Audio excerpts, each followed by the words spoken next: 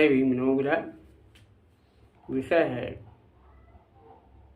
हमारा समाज पिछड़ा क्यों।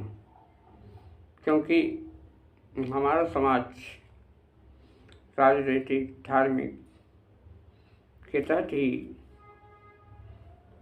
पिछड़ा हुआ है, क्योंकि वो न राजनीति में सही से राजनीति कर पा रहा है, न धर्म पे सही तरह से उसका पालन कर रहा है। क्योंकि जब तक धर्म और राजनीति दोनों एक, धर्म को भी साथ लेके चलना पड़ेगा और राजनीति को भी, क्योंकि धर्म दोनों साथ ही बहुजनों के लिए ज़रूरी है। अगर वो बहुजन के लोग धर्म छोड़ते हैं तो दूसरे लोगों के धर्म हावी होते हैं और उनको उलझनों में फंसा सकते हैं।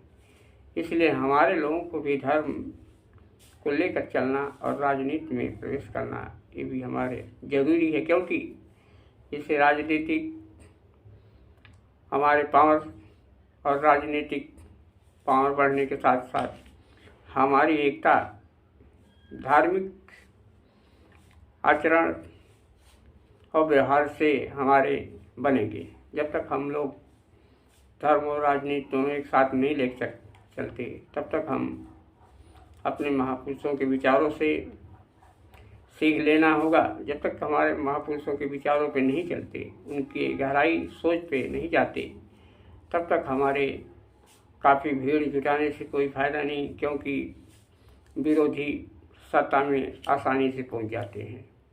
क्योंकि वो धर्म का सहारा लेते हैं, उनका धर्म उनको फ़ायदा करता है और हमारे लोग उसमें गुमराह होकर उनके धर्म को मजबूती से धक्का देते हैं और वो आराम से उनका साथ बनाए रखते हैं और वो मजबूती से अपना काम पूरा करते रहते हैं। लेकिन यही उल्टा हमारे लोग पिछड़ते जा रहे हैं। हमारे लोगों को पिछड़ने का कारण हमारा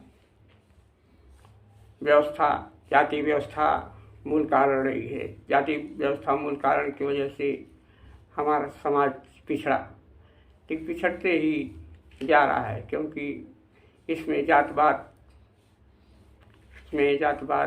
भेदभाव के द्वारा कि सामाजिक व्यवस्था को नष्ट करने की जो विचारधारा है वो लगातार बढ़ती गई और हमारे लोगों ने आज तक उस व्यवस्था को काफ़ी महापुरुषों ने प्रयास किया तोड़ने का, लेकिन आज भी वो व्यवस्था पूरी तरह मजबूत होती जा रही है। लेकिन हमारे लोगों को इस पर विचार नहीं है। हमारे लोग इसको सोचने की ज़रूरत है, क्योंकि जब तक आप अपने धार्मिक राजनीतिक के ऐसा नहीं कि धर्म को अफीम मानकर उसका सेवन करते रहे, नहीं, धर्म एक हमारी राजनीतिक और सामाजिक सोच को भी बढ़ाना है, क्योंकि हम उससे सीखना चाहिए। तथागत भगवान बुद्ध के विचारों से सीखना होगा कि उन्होंने आदमी के विकास के लिए क्या क्या बातें कही, क्या क्या संदेश दिया, क्योंकि उन्होंने वैज्ञानिक तर्क भी दिए। जब तक हम तर्कवादी नहीं होंगे तब तक हम उस विचारधारा को नहीं अपना सकते। जब तक हम तर्कवादी नहीं होंगे हम धर्म में बंधे रह जाएंगे, क्योंकि धर्म एक सोच है जो बड़ी सोच रखती है आगे पथ चलने का। उस सोच से हमें अपनी सोच बदलनी होगी, ताकि हमारे मूल कारण क्या रहे हैं पिछड़ने का, हमारी सोच क्या होनी चाहिए, हमारा जाति व्यवस्था क्या है, इसकी सोच हमें बनानी पड़ेगी, ताकि हमारे एकता कैसे बनेगी, हमारा रिजल्ट कैसे आएगा।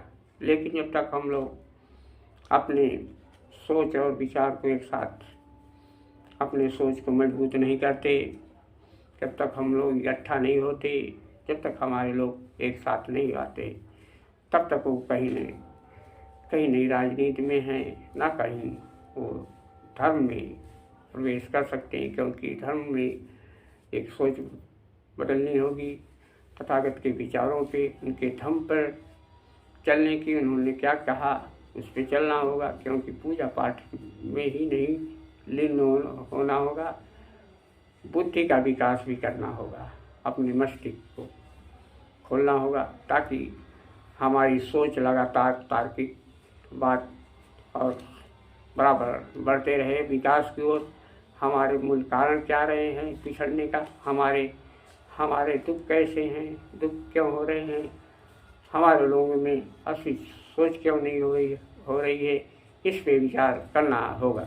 जब तक हम लोग एक साथ मिलकर भाईचारा नहीं बनाते, समानता समता बंधुत्व भाईचारा नहीं बनाते, तब तक हमारी सोच बदलने वाली नहीं है और हमारी जाति व्यवस्था लगातार कायम रहेगी।